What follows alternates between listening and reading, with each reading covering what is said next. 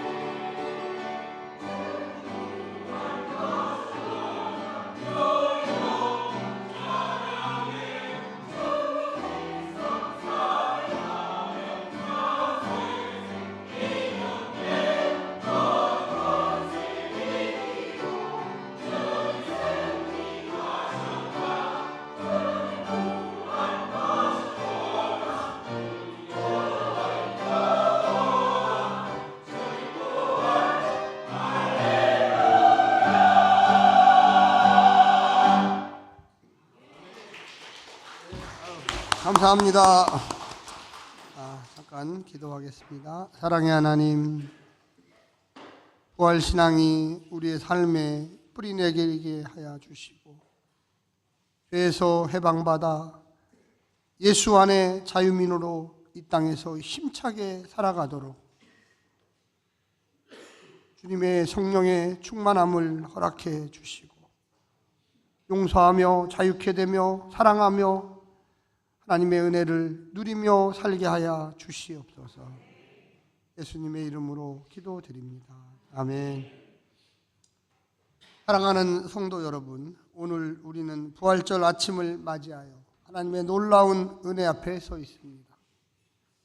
부활절은 단순한 기념일이 아닙니다. 하나님의 구속 역사가 절정에 이른 사건이며 인간 역사 속에서 가장 결정적인 전환점에 있었던 순간입니다. 죽음의 끝이라고 믿었던 세상 속에서 하나님의 생명이 끝나지 않았다는 사실을 선포하셨습니다. 예수 그리스도의 부활은 단지 과거의 기적이 아니라 그것은 지금 이 순간에도 우리의 삶을 새롭게 하는 능력이며 절망의 자리에서 다시 일어나게 하는 하나님의 놀라운 능력입니다. 우리 옆에 분들한테 한번 이야기합시다. 예수님이 부활하셨습니다. 예수님이 부활하셨습니다. 성도님도 부활할 것입니다. 우리가 항상 이 이야기를 끊임없이 매 주일마다, 그래서 주일이잖아요. 주님의 날. 사실은 우리는 1년에 52번의 부활절을 경험하는 것입니다. 그럼에도 불구하고 이렇게 꽃이 피는 계절, 봄이 오면 긴 겨울의 그 추위와 엄동설안을 다 극복하고 땅속에서 서서히 무언가 초록 색깔이 하나씩 둘씩 나무 가지에서 또 땅속에서 피어납니다. 우리는 그것을 보면서 야, 이제 봄이 왔구나. 이제 무언가 이제는 조금 있으면 꽃이 피고 열매가 맺을 시기가 오겠구나 생각합니다. 그래서 이 봄과 이 부활절의 그 능력은 같이 겹쳐서 일어납니다. 오늘 본문인 예레미야 31장도 동시에 그와 같은 이야기를 하고 있습니다.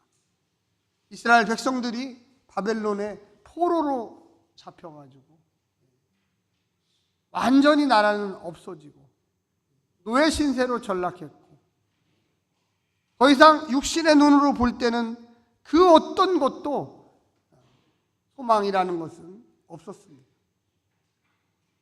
완전히 끝났다. 더 이상 이스라엘이라고 하는 하나님의 선민의 나라는 존재하지 않는다. 그게 현실이에요. 그게 바로 예레미야가 느끼고 있었던 삶의 자리입니다. 그때 예수님이 나중에 태어나시겠지만 한 소망이 되신 그분, 오늘 본문을 통하여 하나님께서 새 소망을 주십니다. 역설적이지만 어쩌면 완전히 포기했을 때 하나님이 새 소망을 주셔요. 많은 예수 믿는 분들의 간증을 들어보면 예수님을 만났습니다라고 하는 그 단어가 단지 내가 교회를 다녔습니다, 어릴 때부터 신앙생활했습니다, 그런 단어가 아니에요. 지금도 살아계시는 그분이 나의 마음에 찾아오셨고 내 삶을 완전히 변화시켰습니다. 할렐루야. 조금 변화시켰다. 나 주님 알아요, 이런 게 아니에요. 확신, 체험, 뭔가 분명하게 알아듣는 것, 깨닫는 것이죠. 이게 부활의 산소망입니다. 오늘 본문의 배경이 되었던 이스라엘 백성들은 포로라는 절망적인 상황 가운데 있었습니다. 정치적으로, 종교적으로, 정체성 면에서도 완전히 이스라엘은 없다, 그런 무너진 상태였습니다. 그들은 더 이상 미래를 기대할 수 없는 상황에 놓여 있었습니다. 그러나 그 절망의 한가운데 하나님은 예레미야를 통하여 말씀하십니다. 뭐라고 이야기하느냐, 한번 따라서 해주십시오. 내가 영원한 사랑으로 너를 사랑하였다. 너를 사랑하였다. 과거와 현재와 미래를 다 통합하는 말이에요. 영원한 사랑으로 너희를 사랑하라. 우리는요, 우리가 어느 순간에 예수를 믿으면 그때만 내가 예수를 지금 믿었다 아니에요. 우리 창세 전부터 하나님께서 우리를 사랑하셔서 그 이름을 정하시고 내가 너를 그때 만나 주셨던 거죠. 그리고 날마다 부활 생명이 우리 가운데 존재했던 것입니다. 내가 너 영원한 사랑으로 너를 사랑하였다. 이 선언은 단순한 위로가 아니라 새로운 역사의 시작입니다. 이것은 부활의 메시지와 같습니다. 끝났다고 생각한 자리에서 하나님은 다시 시작을 이야기하십니다. 오늘 3절 본문에 보면 내가 영원한 사랑으로 너를 사랑하였기에 인자함으로 너를 이끌었다고 이야기합니다. 여기에서 이 영원한 사랑은 히브리어로 올람이라고 합니다. 올람. 시간의 한계를 초월한 과거와 현재와 미래를 동시에 한마디로 엮어지는 이야기입니다. 시작과 끝이 없는 사랑이며 인간의 상태나 조건에 따라 변하지 않는 사랑입니다. 이 사랑을 다른 말로는 언약적 사랑, 헤세드라고 합니다. 한번 따라서 해주세요. 헤세드. 헤세드. 성경에 이 헤세드라는 단어가 굉장히 중요해요. 그래서 우리가 하나님을 사랑한 게 아니에요. 하나님이 우리를 사랑해서 내가 너희들을 과거와 현재와 미래에 모두 다 영원히 너를 붙들리라. 하나님의 사랑은 반드시 구원에 이르게 됩니다. 부활은 하나님 사랑의 최종적이고 결정적인 표현입니다. 인간이 하나님을 떠나고 죄 가운데 살아가고 스스로 돌아올 수 없는 상태에 이르렀을 때 하나님은 먼저 우리에게 예수님을 보내셔서 먼저 사랑하셨던 것입니다. 이 사랑은 일방적이며 선제적이고 포기하지 않는 사랑입니다. 이 사랑은 지금도 여러분과 저에게 동일하게 작용하고 있습니다. 우리가 신앙적으로 침체되어 있을 때에도, 기도하지 못할 때에도, 아파서 낙심하고 있을 때, 죄 가운데 빠져 허우적거리고 있을 때에도 하나님의 사랑은 여전히 우리를 향하여 다가오시고 있습니다. 한 할머니가 방황하는 아들을 수년 동안 기다렸습니다. 이들은 실패를 반복하며 점점 더 집에 더 오지 못했습니다. 이 어머니는 매일 밤 창문을 열어놓고 아들이 돌아오기를 기다렸습니다. 어느 날 밤 지쳐 쓰러진 아들이 집 앞에 돌아왔을 때 어머니는 그를 꾸짖지 않고 조용히 품에 안았습니다. 이 모습이 바로 하나님의 마음입니다. 하나님은 우리의 조건을 보지 않으십니다. 우리 존재 자체, 그냥 내 아들이다, 내 딸이다라는 그 사실만으로 사랑하십니다. 할렐루야. 우리가 죄를 졌느니, 네가 무슨 행동을 했느니, 무슨 말을 했느니 이거 갖고 사랑하는 게 아니에요. 그저 내가 너를 선택하고 사랑하였노라. 할렐루야. 오늘 이 자리에 오신 모든 성도님들은 하나님이 처음부터 끝까지 사랑하실 것입니다. 부활절의 사랑이 바로 사랑의 절정이 있는 것입니다. 십자가는 사랑의 희생이며 부활은 사랑의 승리입니다. 할렐루야. 예수님이 왜 십자가에서 피를 흘리셨겠어요? 왜 우리의 죄를 대신하여 죽으셨겠습니까? 딱 하나입니다. 내가 처음부터 너희들을 선택하고 사랑했다. 조건을 걸지 않습니다. 4절과 5절에 보면 무너진 공동체를 다시 세우시는 하나님의 놀라운 모습을 보여줍니다.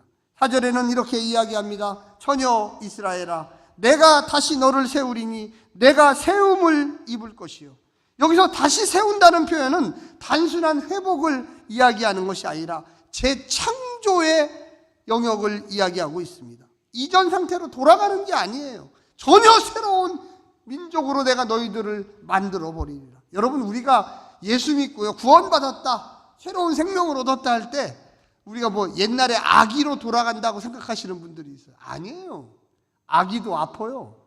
아기도 울고 있어요.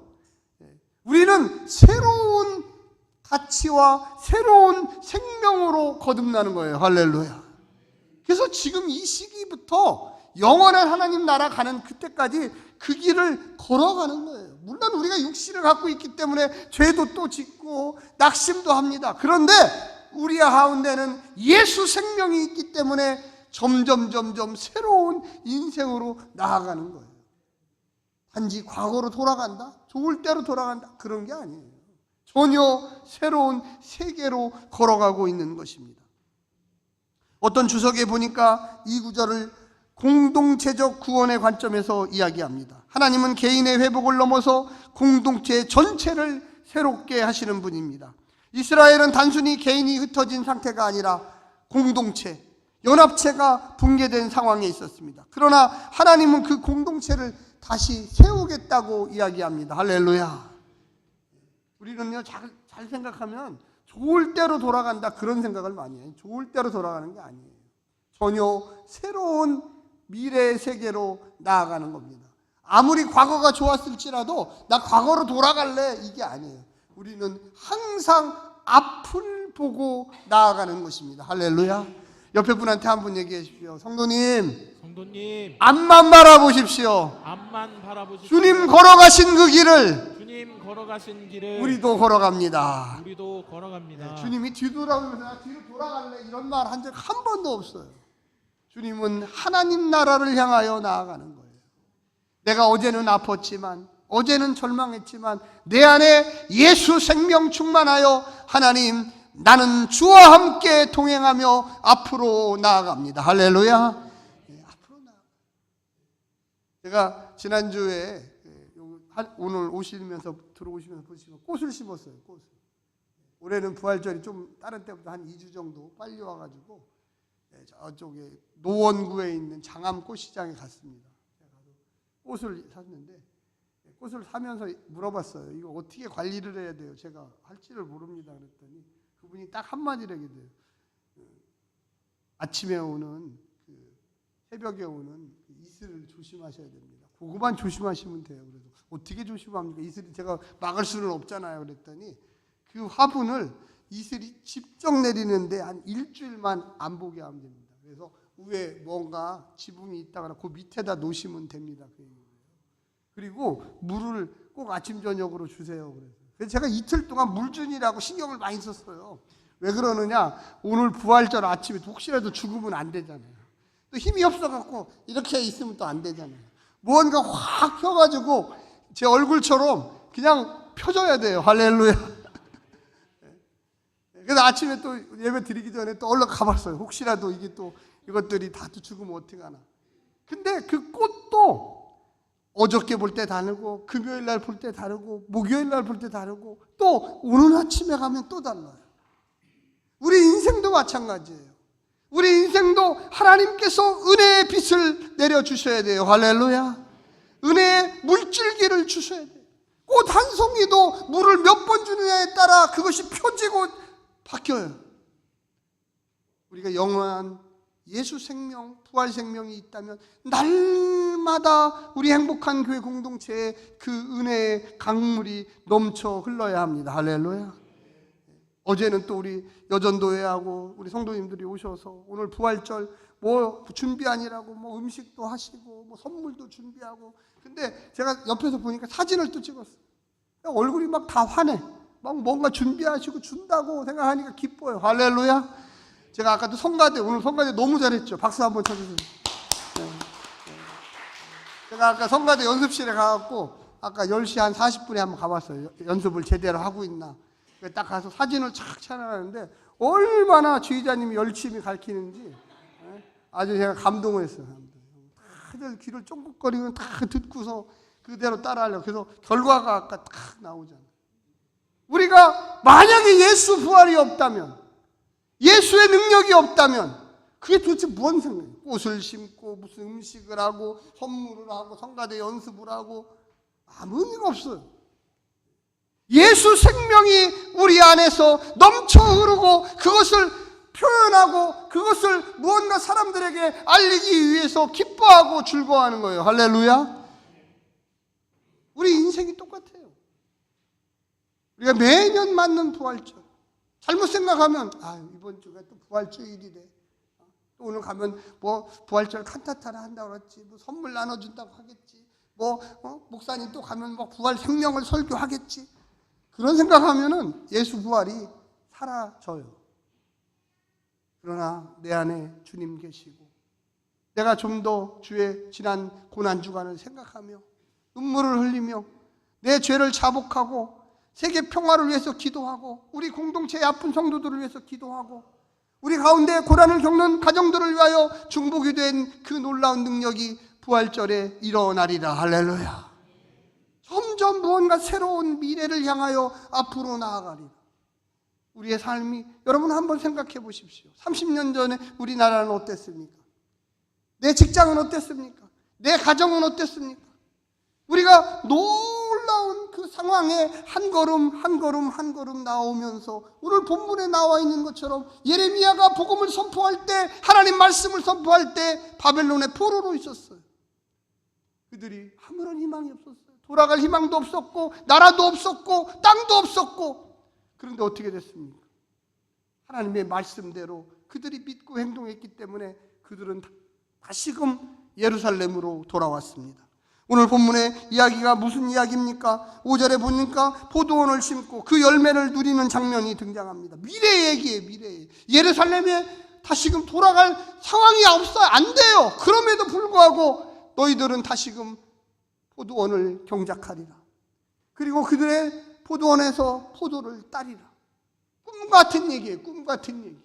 아니 지금 포로로 잡혀와 있고 바벨론에서 온갖 철칙을 맞으며 피를 줄줄 흘리고 있는데 언제 우리가 다시금 예루살렘에 돌아가느냐? 언제 그곳에 가서 포도나무를 심느냐? 언제 그 포도를 따느냐? 허황된 이야기라고 이야기합니다.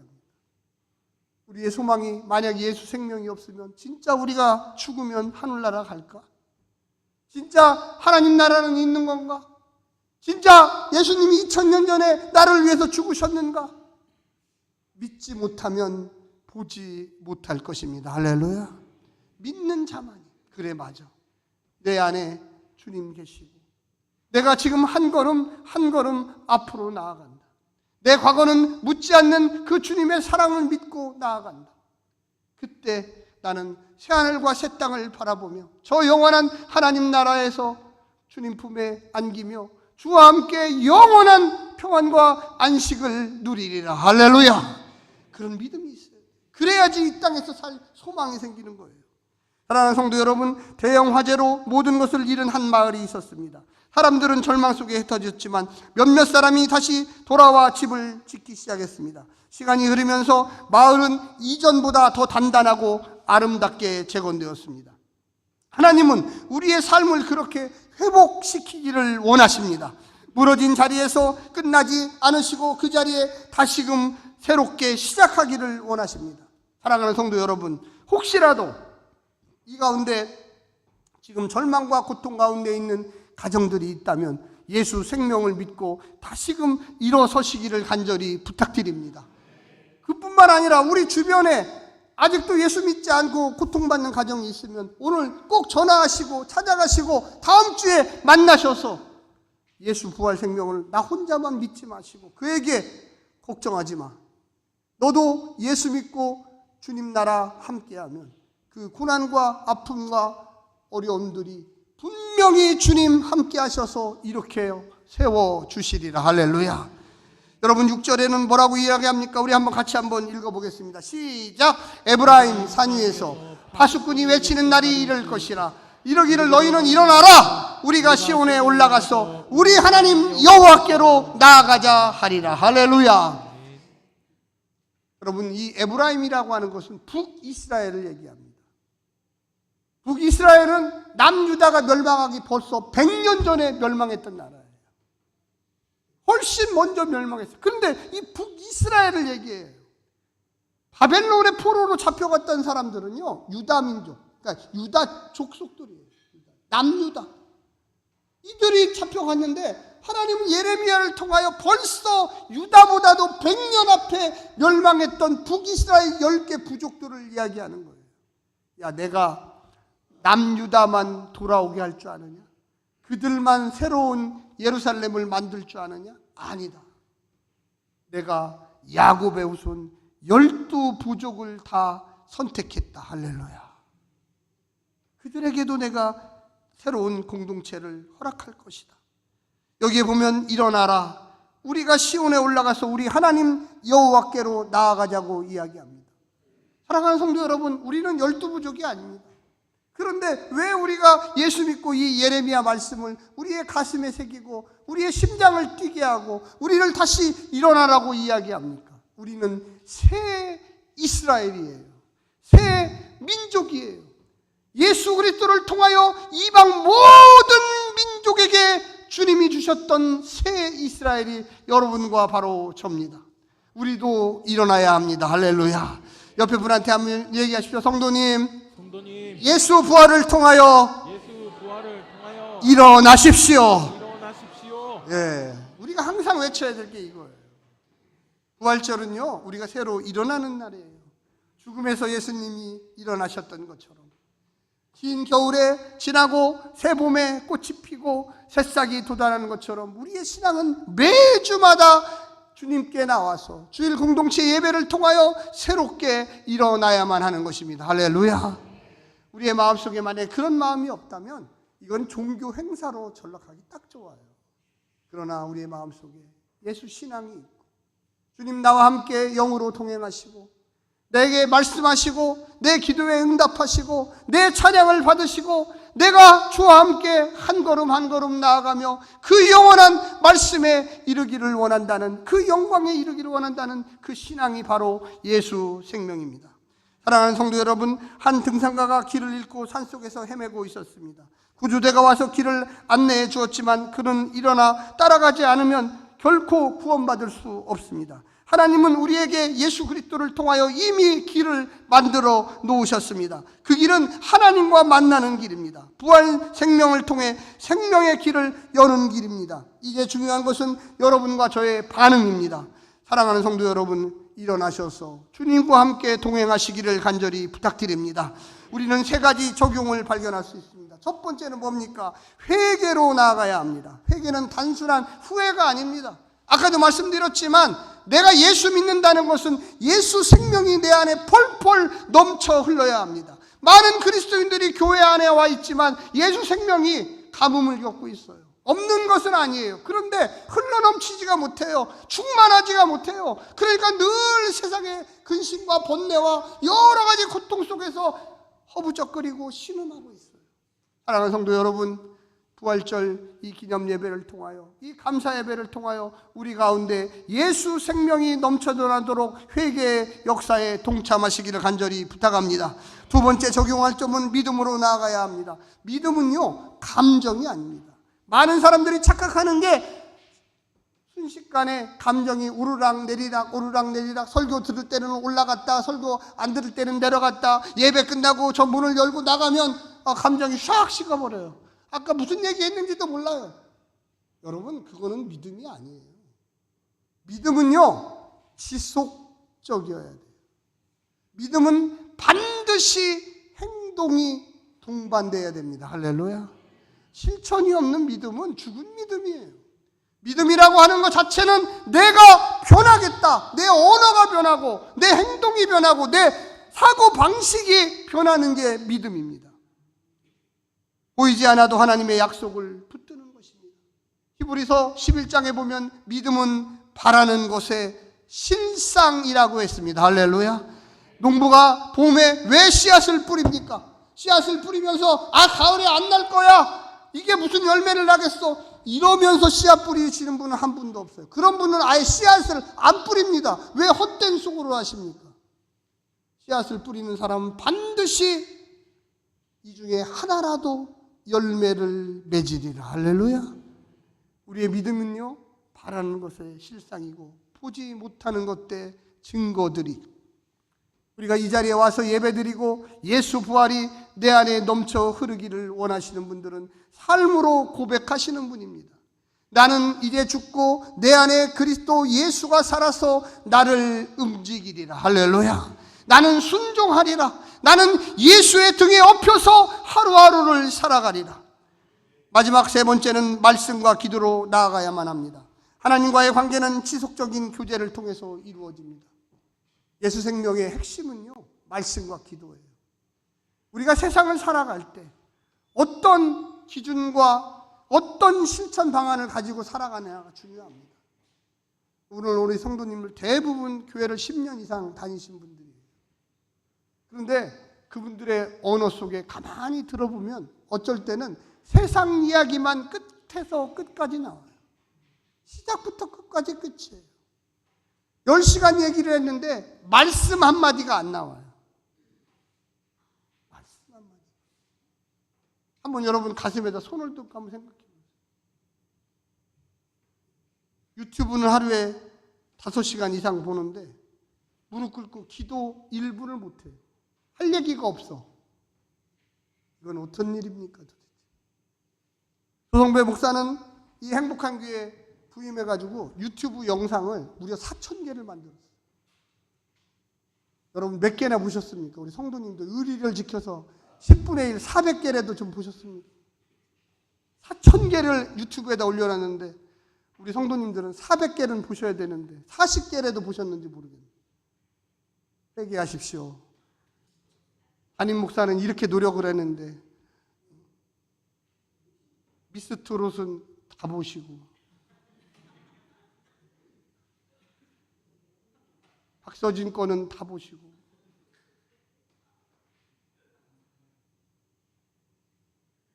사랑하는 성도 여러분, 우리 예수 생명은 그냥 되는 게 아닙니다.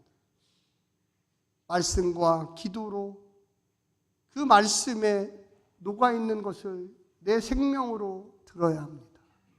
그리고 반복해야 합니다. 그래야지 능력이 나타나요. 주일날 한번 여기 와서 그냥 잠깐 왔다 간다고 그래서 우리가 예수 생명이 철철 강물처럼 흘러 넘치는 게 아니에요. 반드시 기도하고 말씀대로 산다고 결심하고 말씀을 듣고, 제가 왜 그렇게 열심히 그거 만들어서 거기다 올려놓겠어요? 언제 어디서든지 조성배 목사만 치면 최소한 2,000개가 나와요. 2,000개. 200개도 아니고 2,000개가 나와요. 아무거나 눌러도 마태복음이 나오고, 아무거나 눌러도 요한계시록이 나오고, 아무거나 눌러도 시편이 나오고. 제가 8년 동안요 성경 66권 중에 3군데 빼놓고 다 했어요. 창세기부터 요한계시록까지 다 했어요. 박수 한번 쳐주세요. 제가 그거 하느라고 정말로 의자에 앉아서 치질이 걸릴 정도로 열심히 했어요. 사랑하는 성도 여러분, 예수 생명은 그냥 되는 게 아니에요. 기도와 말씀으로 우리의 삶을 인도해 주세요. 내 뼛속에, 내 피 속에 하나님의 말씀이 흘러가게 해야 합니다. 할렐루야. 내 뼛속에 트롯이 흘러가고 내 뼛속에 엉뚱한 것이 흘러가기 시작하면 그냥 이 자리에 잠깐 왔다 가는 것밖에 되지 않아요. 최소한 하루에 10분 이상은 무릎 꿇고 하나님, 나의 삶을 지켜주시고 우리 가정이 오직 하나님만 중심되게 살게 하여 주시옵소서 기도해야 합니다. 할렐루야. 예수 부활은 우리가 하나님께 나아갈 때 주님께서 역사한다는 것을 꼭 기억하시기를 간절히 부탁드립니다. 기도하겠습니다.